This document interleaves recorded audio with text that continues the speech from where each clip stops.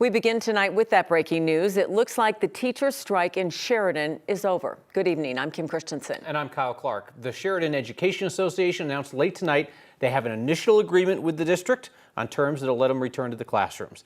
9 News anchor Phil Lepoff is here with what we know. Phil? And Kyle, both sides, as you know, have been negotiating at the state capitol all day after the governor put more pressure on them to end the strike, which began back on April 1st. Teachers in Sheridan schools have been working without a contract since last August, when the contract lapsed for the first time in decades.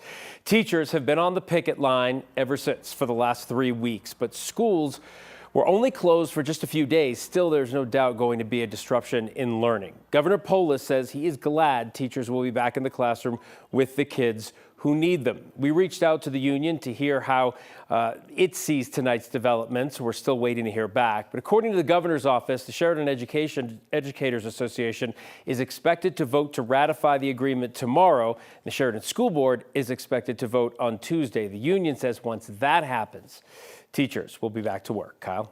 Phil, thank you. Investigators looking into the shooting at Evergreen High School in September found Nazi symbolism tied to the shooter. That's according to a more than 600-page report released by the Jefferson County Sheriff's Office today. Documents show investigators found a note in the gunman's bedroom written in German or Dutch that, quote, dealt with the author's negative views of Jewish people.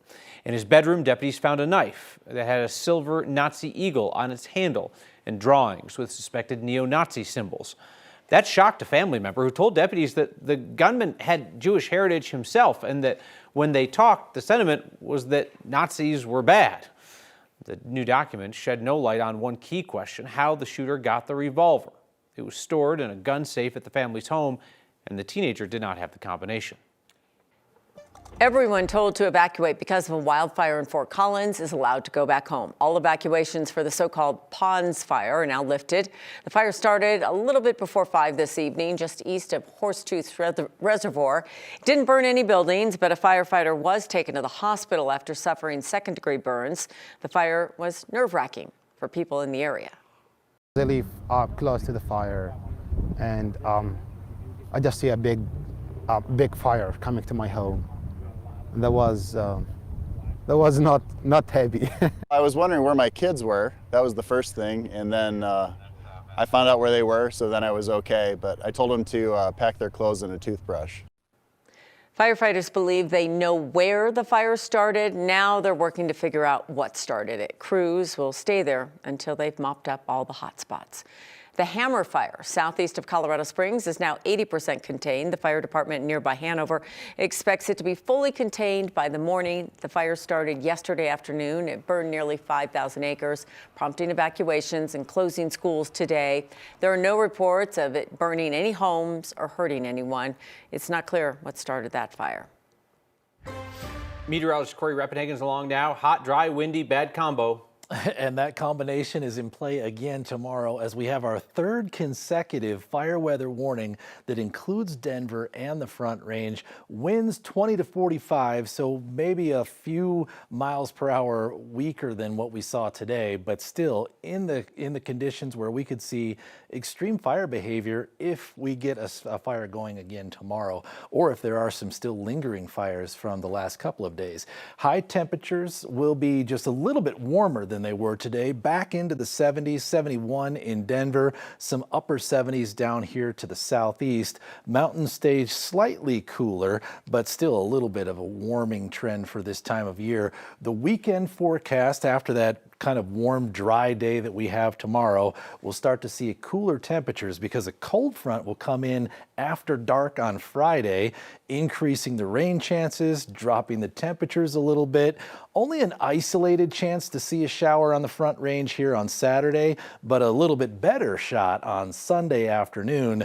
I think morning activities good outside. Afternoon activities might be a little in jeopardy. I'll detail the timing of that coming up in just a few minutes. The Adams County Sheriff's Office shot and killed a man on Tuesday while responding to the report of a stabbing. Investigators now say the man who died was not the suspect in that stabbing. 9 News reporter Rhea Jha spoke with the girlfriend of the man killed by officers. Rhea? Yeah, his name was Jesse Kloffenstein. I went to their home today where the family did a balloon release in his honor. His girlfriend told me she's just trying to make sense of how he ended up dead. A message of love to someone who can't read it anymore. Flashbacks of her backyard are keeping Cherish Martinez up at night. I was sleeping on the couch and I heard our back door slam open. I then heard gunshots, bam, bam, bam, bam, bam, bam. On Tuesday, the Adams County Sheriff's Office said they shot and killed a man here in this backyard while looking for a stabbing suspect. As I'm getting closer to the back door where I'm hearing this all come from, I'm seeing Jesse lying on his back with bullet wounds to his stomach. On Thursday, the Sheriff's Office said the suspect's name is Nicholas Murray. And I'm telling him, my boyfriend Jesse is shot in the backyard, lying on the ground. And they're telling me, I can assure you that that's not Jesse. The Sheriff's Office now says deputies did not kill Nicholas Murray. Cherish says it was her boyfriend, Jesse Kloffenstein. And I'm standing in the middle of my kitchen just shaking. I can't comprehend what's going on. Deputies said they were searching this backyard when a man came out with a gun. They said they gave commands to him before two deputies fired. I didn't hear any commands from the screen door being slammed open to then hearing the gunshot. I didn't hear anything. Cherish says she has no idea why deputies ended up in their backyard and says her boyfriend didn't have any ties to Murray that she knew of. I know he loved me. That's why he was out there protecting me and risked his entire life to keep me safe. They'd been together for 3 years, and she's now wearing a ring. My parents told me last night that he had talked to them about asking for my hand in marriage. I feel so robbed from any opportunity to be able to be proposed to by the person I love the most. A message of love Jesse will never get to give. And I'm wanting justice for Jesse because he did not deserve this. Thank you for protecting me, baby. The Adams County Sheriff's deputies are still looking for the original stabbing suspect, Nicholas Murray. They said they are conducting a CERT investigation into Tuesday's shooting. Ria Jha, 9 News. The family of the man accused in the anti-Semitic firebombing attack in Boulder is now free. The attorney for Mohammed Solomon's wife and 5 children made that announcement on social media tonight. They had been detained for 10 months, but maintained they knew nothing about that attack prior to it happening. A judge ordered their release earlier in the day while their immigration proceedings on expired visas play out.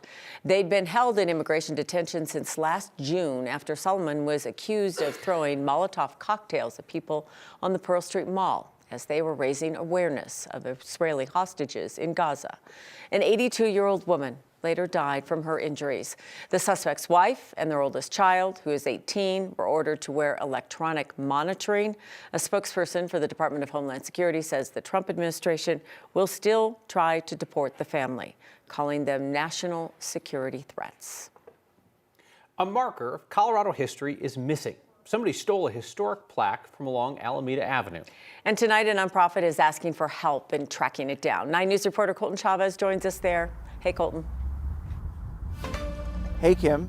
Yeah, if you've ever been in this area, Alameda is one of Lakewood's busiest roads. And tonight, the marker that you can see just over my left shoulder has magically vanished. It's become a vital highway.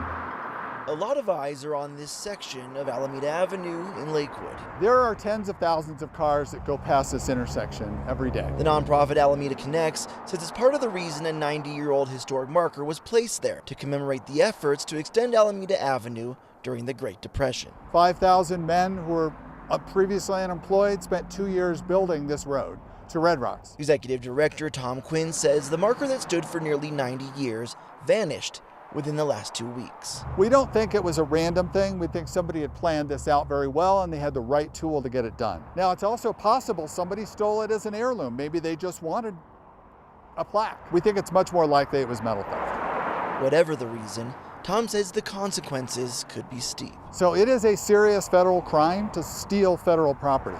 His message is simple. We just want that plaque back. A road built by thousands, now missing the marker that told their story. That's why we moved it here in 2021, so people could see it.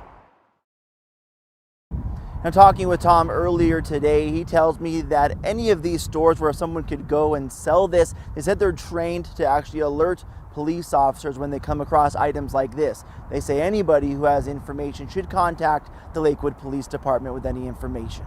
Live in Lakewood tonight, Colton Chavez, 9 News.